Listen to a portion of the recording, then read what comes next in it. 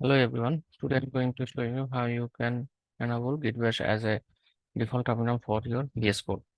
To enable it, just you need to type Ctrl Shift P from your keyboard and type select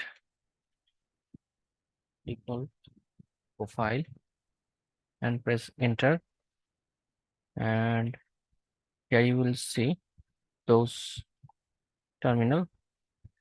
One is PowerShell, command prompt, and Git Bash. I want to set Git Bash as a default terminal, so I just selected Git Bash from here. And after selecting from that, from bottom right corner, you will see there is a down arrow. Click on this. You will see that Git Bash is a default terminal.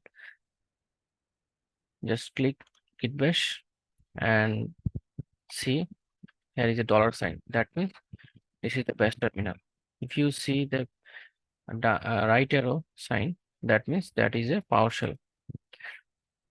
Now I just delete PowerShell story from there and close it and reopen it.